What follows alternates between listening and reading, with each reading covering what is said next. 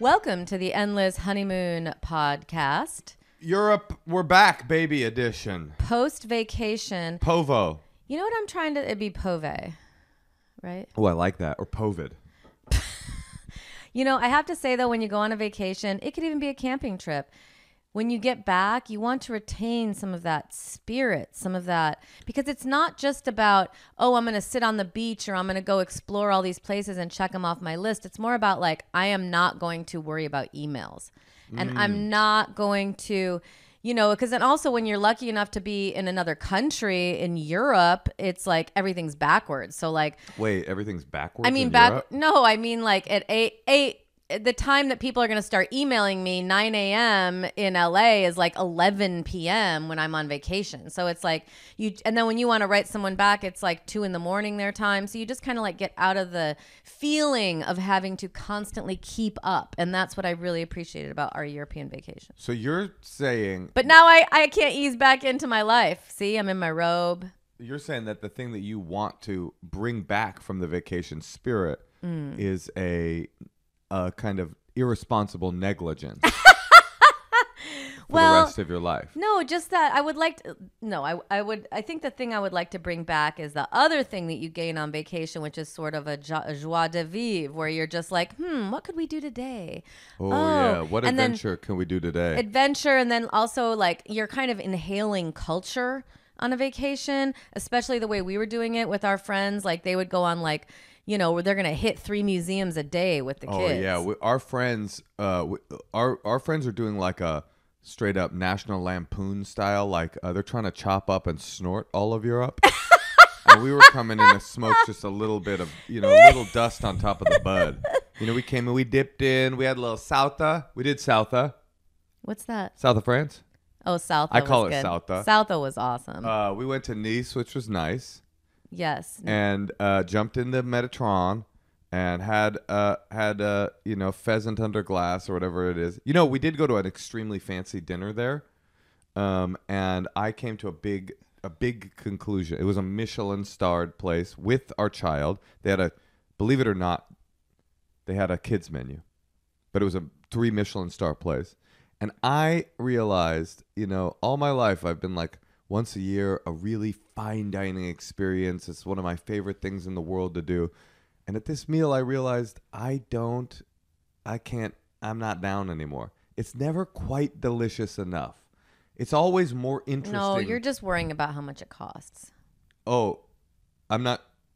I think that I didn't think it was delicious enough. But you're saying actually I did think it was delicious enough, but I was thinking about the money. Anti-Semitic. Also, speaking of which, we went to Austria. Oh, wait, hold on. I'm not done. I wanted to say a little something about Italy, if you're going in order. I know. I was just making a joke about anti-Semitism in Austria. Oh. They had a little issue.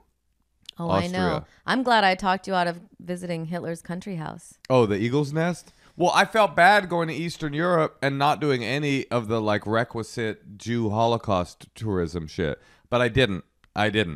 But anyway, big realization.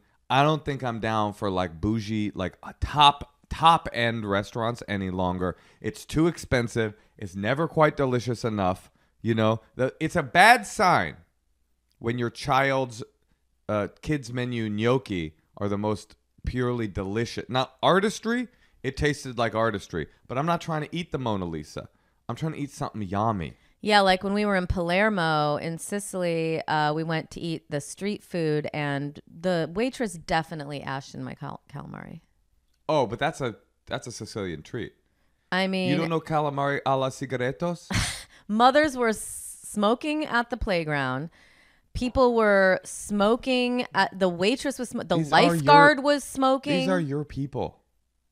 I know. This was a homecoming for you. We went to Cinque Terre. By the way, Tosh, tell the listeners, how good is my Italian? You seem to know enough to say, do you speak English? No? I thought it was better than that. What do you How is know? my Italian as compared to anybody else in our group? You seem to be able to get the difference between scusi and scusa, because I couldn't figure out. I kept getting corrected by locals because I would be like, "Scusi," like just like "excuse me," like just to like move through a train. How? Because we did take the train my through. Italian compared to the rest of our party? Yours was the best. Were you impressed? I mean, you can count to 3. Why is it so difficult for you to compliment me? Because your Italian is not that good. It's good. It's better than one would expect. Okay, what are the words you know? In this relational dynamic where you're the Italian raised among of the Rockford Leggeros who never had anything but olive oil to eat your entire life. I know the Italian in the family. Tell me what you know. I know a lot of different stuff. You know to say, what's the thing you say if it's like past 5 p.m. instead of hello? You're like, buena suerte or something? Buonanotte. Buonanotte. That was good. So if you're greeting someone after 5 p.m., you say buonanotte. Buonanotte. Or buonasera. That's good. Come on, pretty good. That's good. And then is it scusi or scusa? I think it's a mi scusi. There you go. Mi scusi. Okay, and then how much, if you want to know how much something is? Quanto questo?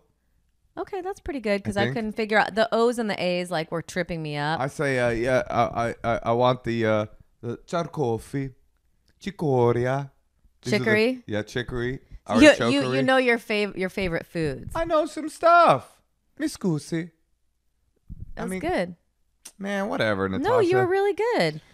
So we went to Italy. We cliff dived in Cinque Terre. We ate.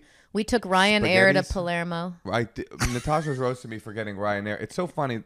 Your desire to roast isn't commensurate with the research you would need to do to know why we flew Ryanair. We flew Ryanair because there were no other flights. You were not impressed? Well, it's not. It's more just like Europe. You know, they don't even give you your gate number. You just have to kind of stand there and stare at the gate. Or stare at the thing, and then they tell you the gate number when there's 10 minutes before boarding, and then there's just massive lines. Right. Everyone's like freaking out. The vibe of getting onto your plane at an airport in Europe is a lot like when Checkpoint Charlie was about to go up and the Berlin Wall was going to become permanent. Eastern Berliners running to West Berlin to try to get in. It's not like, hey, we're going to get on the flight. It's like, hey, we've got to get the fuck out of here now. Yeah, it did feel like that. That's why I highly recommend the Eurail. I always thought of Eurail. Wow, hot take. You're recommending the Eurail? No, hold on though, because I always thought like I didn't realize it could be just such a nice experience. I always thought of it as like backpacking when I was poor. But that is a nice experience, honey. I know, but it wasn't for me.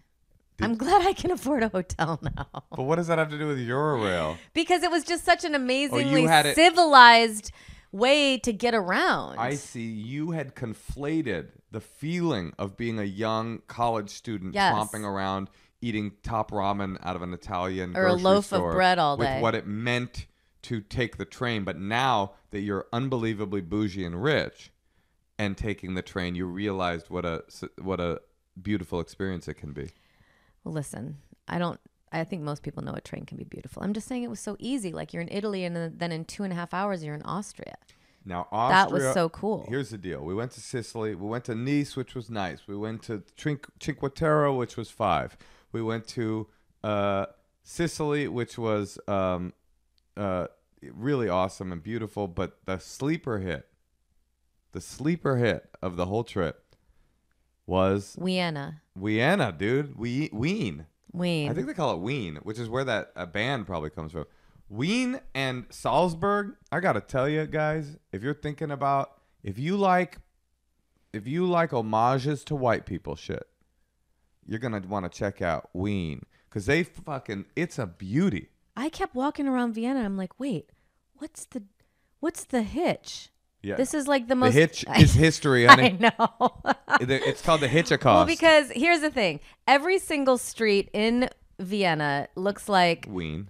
And it's a 2 million people, so it's a big city. Yeah. Every single street looks like the nicest street on Fifth Avenue in Manhattan, but that's the entire city. It's full of public parks and palaces. Everything seems private, and then you see and it's like, oh, you can just hang out here. Everyone's riding bikes without helmets in a very civilized way. I mean, our our hotel gave us a bike, and she kind of was making fun of us when we were asking for a helmet. Or I know. she was just like, That's yeah. how idyllic. She said, "Don't be alarmed that some people might be on have a helmet." Don't be alarmed. It's like, bitch, we've heard of people not wearing helmets before. We're just not trying to get brain damage in Wien. That's the problem with these like great capitals of Germanic, Austro-Germanic society. Is you go, you walk around, you go, I kind of see this sort of why they thought this place was like master kind of racy kind of. I kind of see where they're coming from here. Like, I could see not being that happy that there was a bunch of swarthy Jews walking by these streets. It's pretty nice. And there was art everywhere, museums everywhere. I heard a very snobby Austrian joke. You want to hear it? Probably won't think it's funny. But I was telling somebody how great Austria was. And they said, yeah, the Austrians have the best PR machine in world history. You can tell because they convinced the world that Mozart was Austrian and Hitler was German.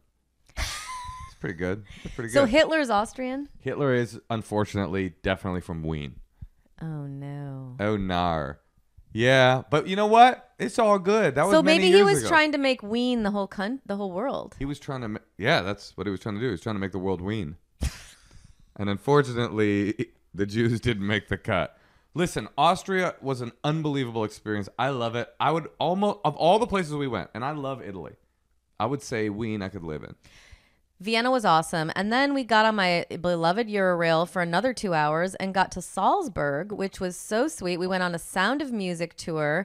We had this amazing person who took us around all of the places where they filmed the Sound of Music. I gotta tell on you, our bike. We started and Fraulein Maria biking tours. I gotta say, when we started, he was like, yeah, this is a 3-hour trip.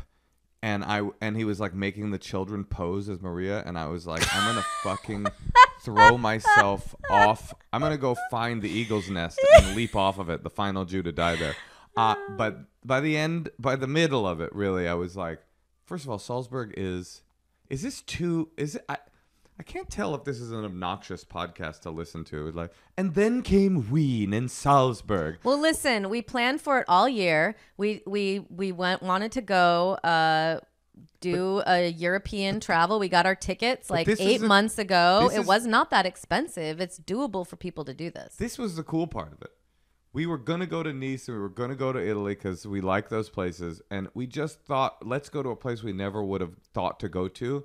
And our National Lampoon ass friends who were trying to snort Europe were going there. We're like, fuck it. Why not Austria? Austria, you were the biggest treat. And so. But that's what's so fun, I think, about the Eurail is that I got the bug to want to go to a random place. Yeah. And what's your next spot? Well, they were saying that where were they? Where did they go right after? Budapest? Yeah, that place. You want to go to Budapest? Yeah. I want to go to I've never been. I want to leave Europe behind. It's time for me to start exploring more of Africa and Asia. For our next vacation, Natasha will go to Budapest and I will go to Darfur. Tosh, we should probably take a call. Okay, all right. Is there any other last thoughts on vacationing though? Well, I mean, is there a right way to do it? Do you feel like you succeeded? A right way to do vacation? Yeah, like did you learn anything? Is there anything you're going to, take with you on your next vacation? I'm all about vacations. I didn't vacation as a child. I like to save definitely. up for vacations. I think it's really important. Yeah, I had a revelation, which is, this was the summer of all the anti-tourist tourists demonstrations in Barcelona and in Athens and stuff. And when we were in Cinque Terre, it was so over the top with tourism and visitors that it almost wasn't enjoyable. I did find it very enjoyable, but it almost wasn't enjoyable. The secret is Wien. You just got to go to places. Next vacation for everybody. I mean, maybe this isn't a revelation, but it was a revelation for me. No more Michelin star restaurants. I don't think I like French food, and I'm no longer going to go to places that are even mildly tourist hotspots. Instead of going to Spain, Italy, Austria, we should have tried Austria, Czech Republic, Latvia, because that's what's up. I hear you. And also, I feel like we did do that before when we went to Taiwan because Japan was too expensive. That's what I'm saying. And we wanted to have that experience and that adventure. And I think also being a mom, like Moshe and I used to travel all the time. And I think it was like really important to us to always see new places before we had kids. And when you have a kid, it can be really hard. So I don't know. I am very happy that we were able to make that happen because travel is just a huge part of what I want for my life. Where do you want to go next? Budapest? I mean, I don't know. I'd actually like to go back to Nice. Feels like we nailed it. Actually, Natasha having or maybe Antibes. Natasha having realized that tourism is overwrought and overblown, we've decided for our next trip, we are going to go to Disneyland Paris, Venice, Italy, and we're going to end in Times Square, New York to catch a show. But let's catch a call. Okay. Our first caller today is Sarah in Utah. I think it's pronounced Utah. Utah. All right, let's see what Sarah's talking about. Hi, Sarah. Hey, how's it going, guys? Good. Do we look normal to you? Yes, you look more than normal. You look gorgeous. Thank you very much. Who do you think right now do you feel is more attractive? I gotta go with Natasha. Sorry. Sorry, honey. No one's ever gonna go with you on that one. That's not true. There's gay men in the world. The last gay man you asked who they would pick, they picked me. Oh, all right. Well, you win some, you lose some. So Sarah, how can we help you? What's going on? I love your web paneling. Thank you guys so much for giving me a call. I really appreciate it. I'm actually usually good at making decisions and sticking with them, but this one's kind of hard. I'm having some guilt around it, so I'd love your input. I'm 42 years old. My best friend is getting married for the second time. I live in Utah. She lives Mormon? No. Mormon. Take a look. You got Mormon full sleeves. Is that the temple? Full sleeves, yeah, but full Mormon sleeves. Tattoos. Cool. That's cool. I live part-time in Utah and I live part-time in Portland, Oregon. So I'm here in Utah right now. So they live back in DC in my hometown. And best friends getting married for the second time. Yeah. And so I don't want to go. Oh, how come? Because of the second time? No. I've been married twice. Like, it's cause for celebration for sure. Love them both. It's so expensive to go back for like 2 days. I travel constantly for work. I have a 16-month-old now. My husband and baby can't come due to like cost and like travel logistics. And I don't know, I've spent the past 10 years like going to all of her shit, like baby showers, birthdays, her first wedding. She's only visited me twice. And I just don't want to go. Is that like so shitty? Like, I don't know. Here's the whole point. One of the biggest perks of having a child is you have an excuse. Yes. Okay. To not attend things for the next 18 years. Thank you for that. Yes. 18, they could like, my friend just canceled her week of shows because she found like a bottle of vodka in the closet of the 16-year-old. I'm just saying, like, you can cancel. Okay, that makes me feel a lot better. I just feel so shitty. She's like one of my best friends, but dude, like, it's like for a weekend to fly to DC from Utah, it's like $2,500. I mean, like, for like, it's like 40 hours. That's crazy that you would be asked to pay that. And unless she's wealthy and she can pay for you. No, it's the I actually have the more expendable income of us both. You're wealthy. No, definitely not wealthy. But you're complaining to your best friend about the cost of flying to DC. But I definitely like have gone the distance in the past decade. I have traveled there quite a bit to visit her and stuff. And, she couldn't. That's okay. But I don't know. I just needed someone else's opinion because my husband's just like, just don't go. Who cares? But I was like, I need someone like out of this to like tell me. Well, that's the great thing about therapy and AA sponsorship and spiritual mentorship and I would say most importantly, advice podcasts. Above all. Is that it's not so much that you need the wisdom of the person you're asking. You need them to not be you. Yeah, totally. You get so stuck in your own feelings of guilt and duty and blah, blah, blah. So when two cool dudes in bathrobes and sunglasses are like, we don't care about this person in DC, it makes it easier. I have some questions about Okay. your decision to not go. Okay. When is the date set? Oh yeah, the date is set. It's October 19th.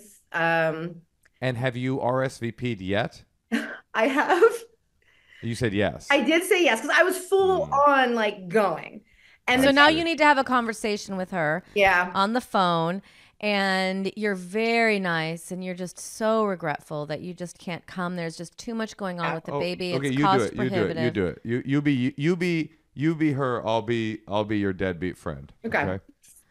Hey, Sarah. Hey, I'm how's it going? so excited for you to come to my second wedding. It means so much. This one, dare I say, means more than the first. Oh God. I know, and I am so happy for you, and I'm Thank you. so excited. It just means the world that you'll be there. I have a little bit of news though. Oh yeah. I'm not going to be able to come I'm just not going to be able to come. I'm you so sorry.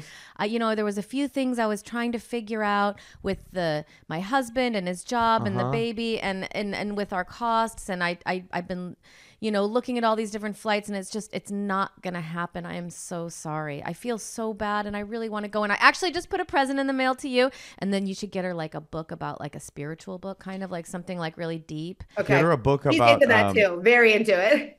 Get a book about doing your second wedding should be a little bit closer to your friends, like some sort of narrative about Or just that. elope like I did. I didn't invite anyone to my second wedding. I like what Natasha's doing because Natasha, this is uncharacteristic for you in one of these situations. You didn't tell a lie that could get you in trouble later.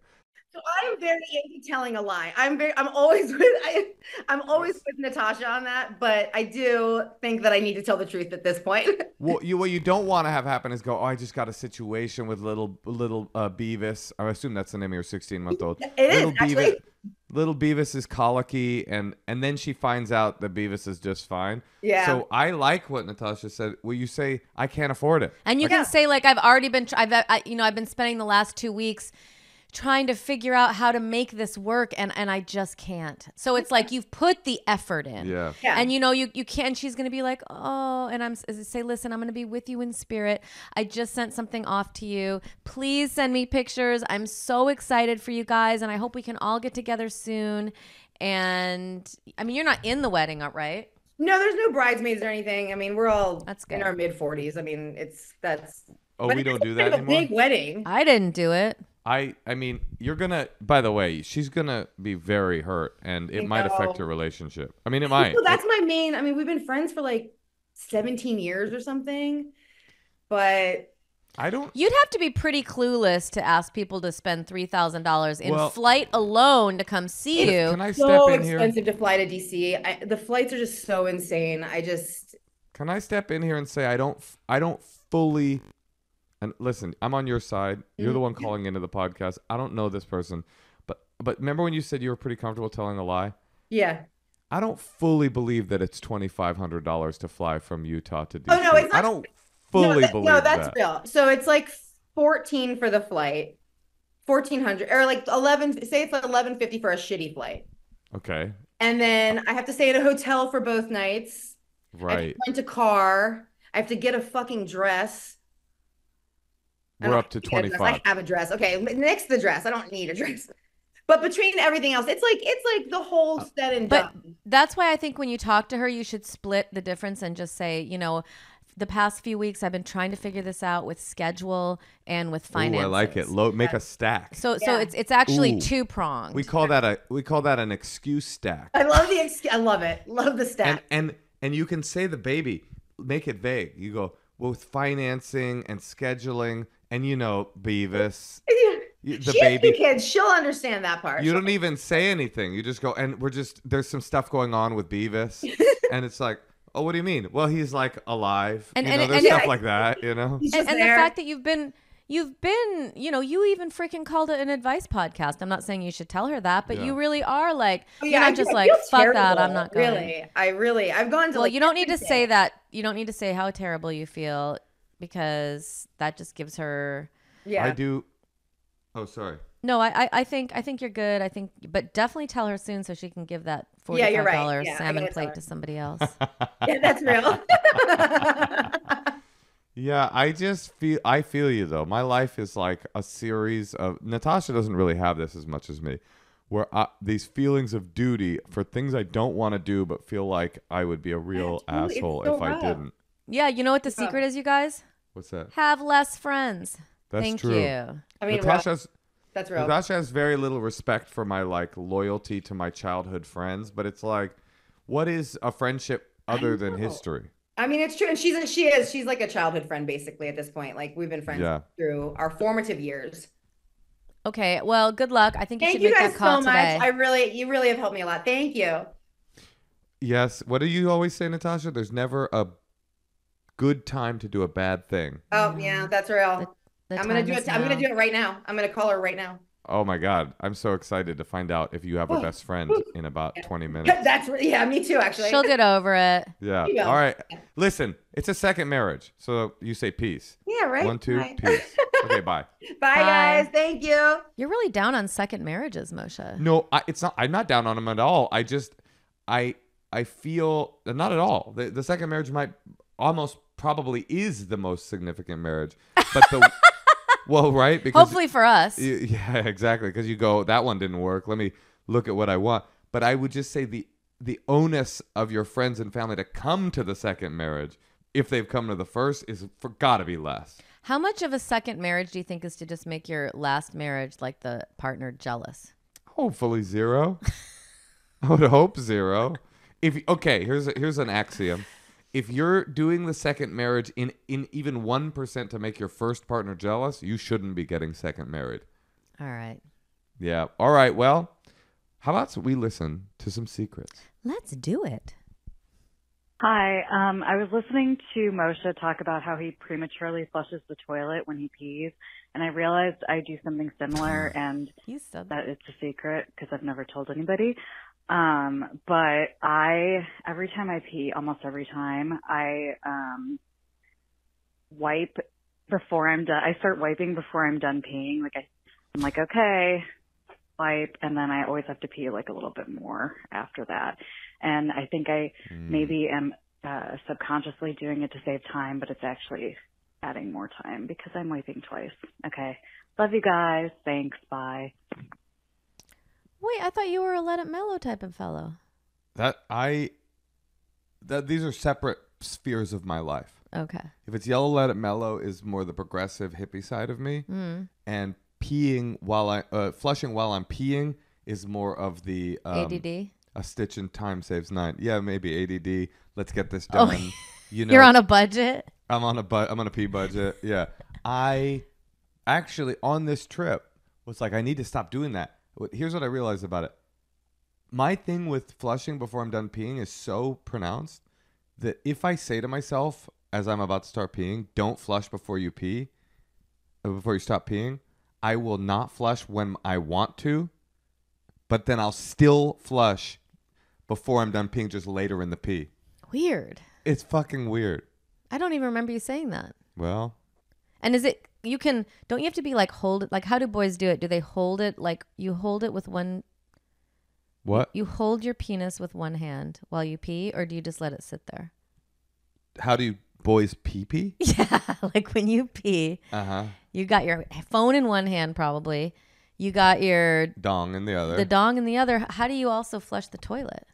I don't know. When did the phone get involved? That's something you added. Men always have their phone in their hand. They do? Ew, if you touch some random dude's phone, he probably has been touching his dick with his hand, and then it's you just all made over it the two phone. Separate hands. Then, you can hold your penis with the hand that you're holding your phone?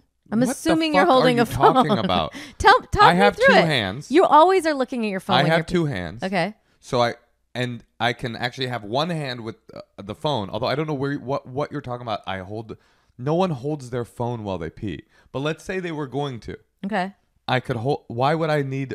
I guess my question is: do men hold their penis while they pee, or do they just let their Depends pants on down? The size of let their pants down? And like just let it like. What the fuck are you talking about? Like a little boy, like Happy Madison, like Billy Madison? Like if you're hovering over your toilet, you'll just pee. Hovering? Yeah, like you're just like nestled up to where you know. You take your dick out. You put one hand on it to aim it. You aim it. Okay, you swung good. it out. You blast the sides. You flush about 2/3 of the way through the piss, and then you flush again. And then there's not enough water, so you have to wait for it to fill up, and then you flush again, wasting water. That's my process. All right. Well, that was very insightful. Thank you so much. I'm so glad that I don't have to touch my genitals every time I want to go to the bathroom. Yeah, you do. You sit down. You have to wipe a piece of paper. But there's something in your between genitals. it. There's a hand. Yeah. I don't have to like put my hand all over my All right. It does sound nicer to have raw to wipe. dick. Yeah, you're right. It does sound nicer to have to wipe wet piss out of the inside of your body every It's not time a big deal. I don't think holding your penis for 12 seconds is a big deal, but I guess we're different in that way. All right. Well, agree to disagree. One weird thing about men is, do you know that men, we have to wipe our ass after we pee? Do you know that? Every Wait, time. No, you don't. Yeah, we do. You pee, and then you have to get some toilet paper and wipe your ass because the muscle energy of making yourself pee creates just a small bit of shit on your ass. So you have to wipe the shit. There's like always a little brown spot after you pee. You didn't know that? Makes sense. Yeah, every man has a little plug of poop right after they go pee. Ew. Every single man. Every man. Please take another. And if you pee call. with enough vigor, sometimes it'll fall out onto the bathroom floor. See, but I wouldn't put this past Like a little men. deer pellet. It's like a deer pellet. Ew. All right. Well, listen. Can we please have a palate cleanser? Pellet cleanser? Another secret. Let's do another secret. A pellet cleanser. Oh, a pellet cleanser.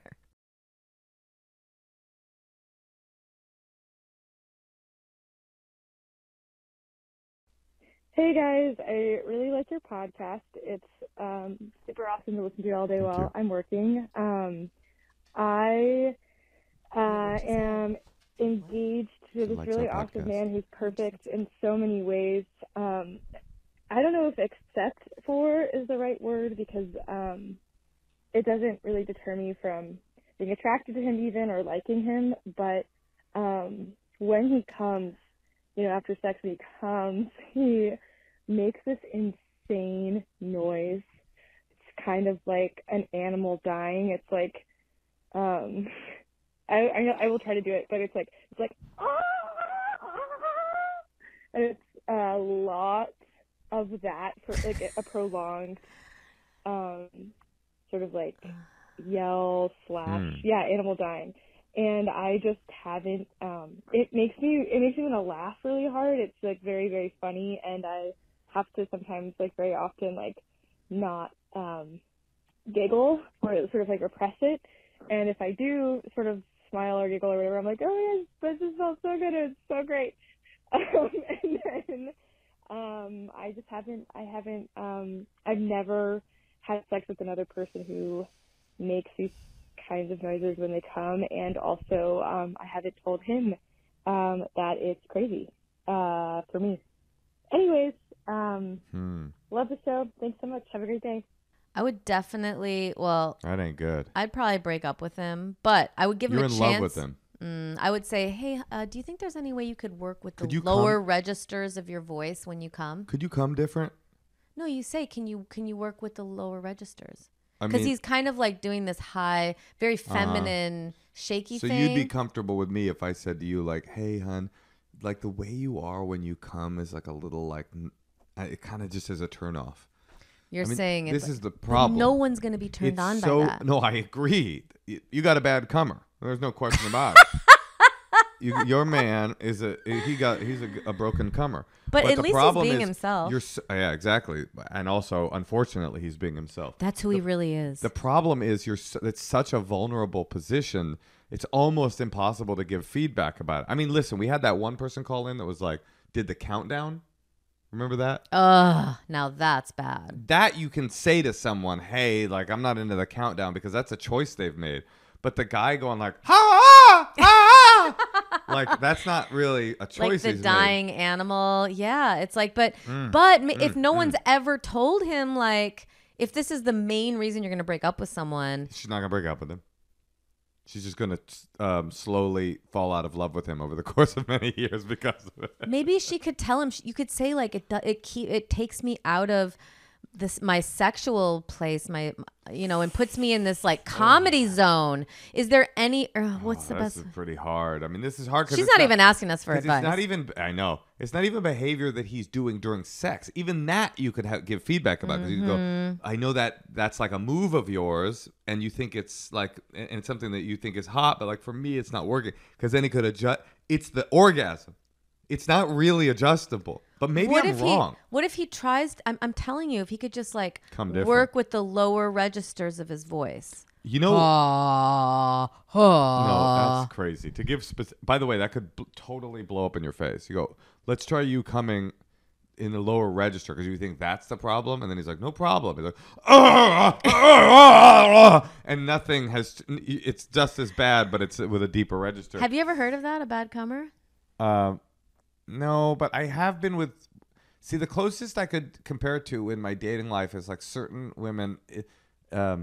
They would make sex noises that felt fake, felt informed by pornography. You know what I mean? And I'd be like, this doesn't feel like a genuine. But even that, like, is different than this. This feels instinctual. This feels not like it's organic. Right. And that's the real problem.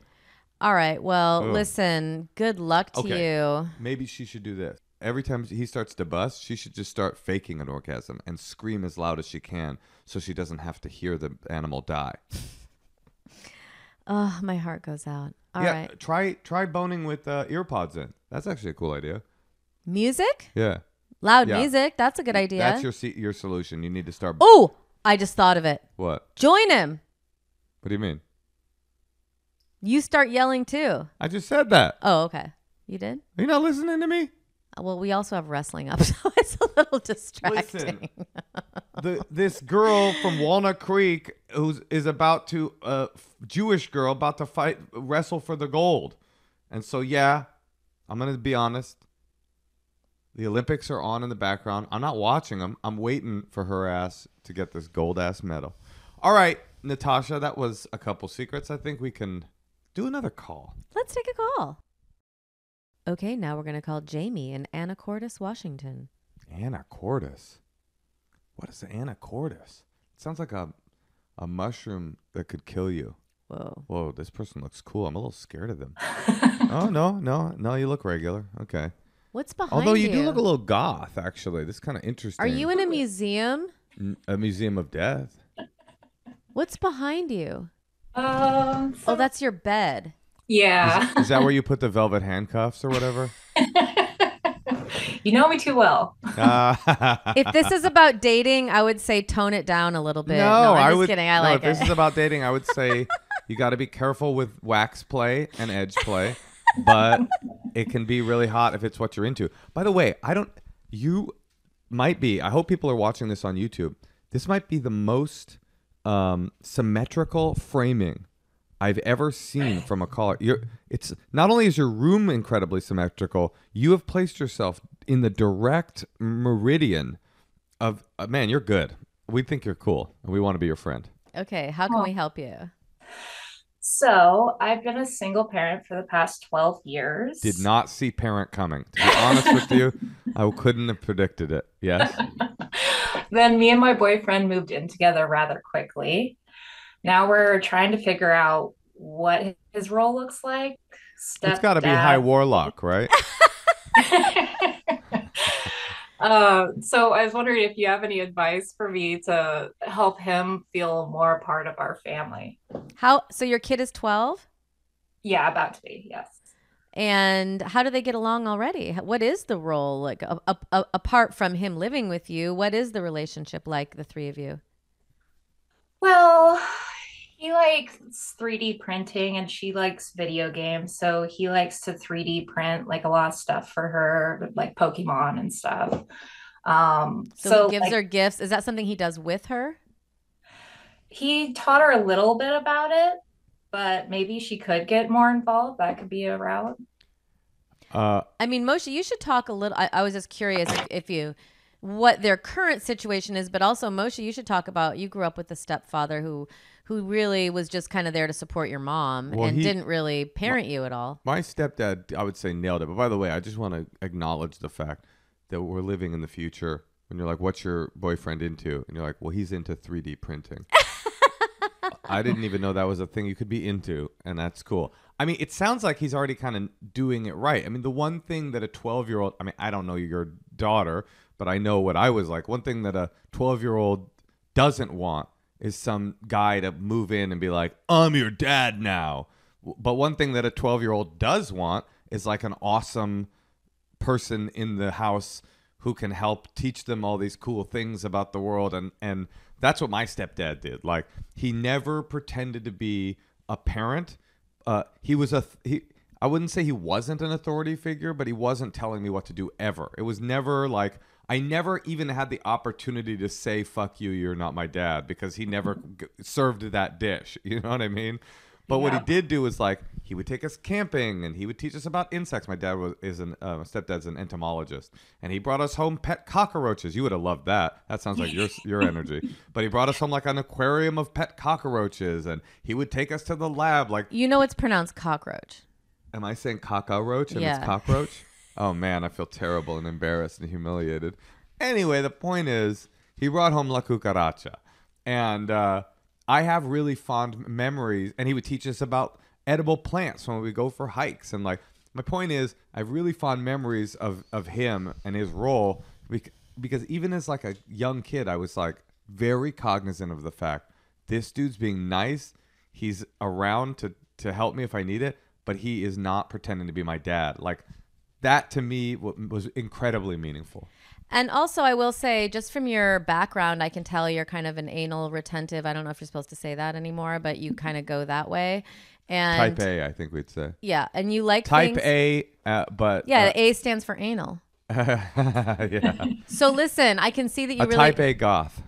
Here's what's happening with the moving in that's going to be different than just you guys all doing your thing separately. You guys are now becoming roommates, and there's dinner, there's meals. That's a big thing with roommates, especially the kind that you're having. And then there's cleaning and chores This is and so funny. responsibilities. I'm like talking to Moshe right now. I know, you're like, how does he fit in with the relationship with my 12-year-old? She's like, well, you're going to resent him terribly for the mess he leaves on the table. No, not even that. But I'm just saying the expectations. What are the expectations to all of you living together? And Right. like, is he going to help you enforce chores or something?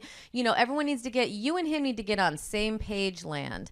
And like, you guys are like united front. And what amount does he want to be involved? And are you guys just moving in right now because he doesn't have any money? Or is this like really something where you want to start this, have like you want to model this cool love relationship for your kid? And by the way, if you want to model anything, your boyfriend's the perfect guy. He can 3D print up a model in just an hour or two. I think. And hold on, one more thing, because I also have this vision of like you and your daughter having your dinners, and then he goes and does his own thing. Like, I don't know if you're okay with that. That's fine. But like, what's your expectation? Do you want to be a family? Do you want to have 2 or 3 nights a week where you all three eat dinner? And you need to let him know that, or get it clear in your head. What were you gonna say, Moshe? That's a good question. What do you want? Well, we're actually pretty good about making homemade meals together. I'm a cook and stuff, so.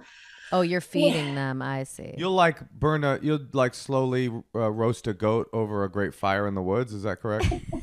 Correct. Yeah. Okay. Got it. Okay, so that's good. Yeah, we have our rituals. It's just he still kind of feels like, because I own the house and like I decorated it with And you cook all his food and buy the groceries. Does he buy the groceries at least? Yeah. He's great. But yeah, he just kind of feels like a guy who showed up, Right. Well, don't call him that. No. It occurs to me, this is what I was going to say. You have a 12-year-old, which is a different, and it's kind of a cool advantage that you have, as opposed to moving a partner in with a 3 or 4-year-old who's just a little kid. Like, your 12-year-old's got opinions of her own. You've got opinions of her own. This boyfriend's got opinions of her own. It might be kind of neat for the 3 of you to sit down, or you could even sit down with a mediator, but you could just do it, the 3 of you, and have a meeting like, okay, he's moving in.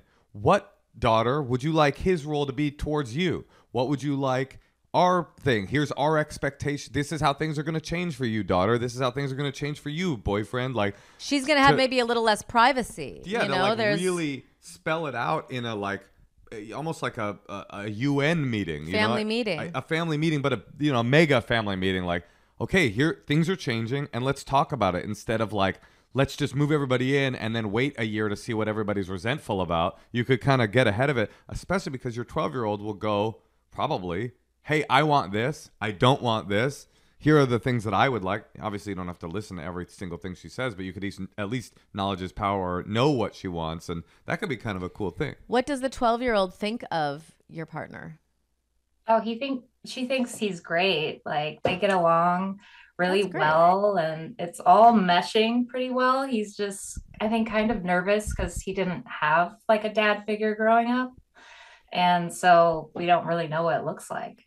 Right. Sounds like you guys have a cool relationship, and it doesn't really seem like there's a problem. No, it's pretty awesome, actually. He doesn't know what it looks like, which means it doesn't need to look like anything but what you want it to be. And like your daughter, honestly, she might surprise you and go, I'd like him to be more authoritative. I doubt it, but it's possible. You just don't know. You don't know what thing he will bring to the table for her, what desire she has as a result of having one parent instead of two. Maybe she'll want like some version of parenting that who even knows, but to have a forum where it's like, okay, open, it's a brainstorming session, blue sky, what's this going to look like, I think could be really powerful. You own this house, you decorated it, you do all the cooking. I think that you should be getting something out of this whole situation. Yeah, the 3D printed dick. No, hold on. So I think think about it. What would help you out?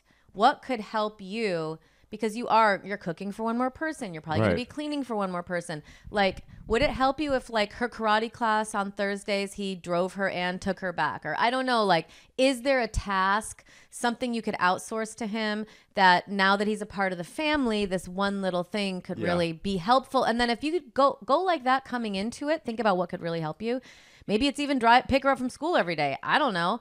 And if he agrees to it, it won't seem resentful. It'll just seem normal. Yeah, this is why. Thank you. This is smart because when you run into the mundane in a clear and open way, like you usually don't want to have a conversation where before someone moves in, you go, "I would like this," or "Here are all of the chores that I prefer from you." It feels like, oh, this doesn't feel that romantic. When you do things like that, then you take away what happens if you don't face them up front, which is slowly begin to hate the person for not doing the thing you never asked for. And then you go, why don't you ever pick up my kid? It's like, well, wait, if we had a year ago said, I need this specific help, it could have preempted this. And we've had both experiences, Natasha, where we set up a rule and it really works in our relationship, or where we never mention it. And then 2 years later, it's like, why don't you do this thing? And we have to do it retroactively, and there's already frustration as a result of it. So I think you're meeting. I think everyone establishing their needs. Yes, is going to be key. Okay. Go get the local warlock from your local church or whatever, or the high priestess or whoever it is that you sacrifice to on Beltane, and have a little meeting around the maypole. And also, your family, it's going to become its own family, and it will have its own thing, and people will kind of fall into certain roles, and allowing that to just be what it is. And I think that when I see Moshe with his stepdad, it's very much his family. So, Yeah, it's interesting. He's not my father, obviously, but he's definitely my parent, if that makes sense. Like the way in which he was a stepfather to me is now like a permanent part of the way that I understand the parenting relationship. It was anti-authoritative, basically never told me what to do, but always was parental to me, and definitely is the closest thing I have to a father.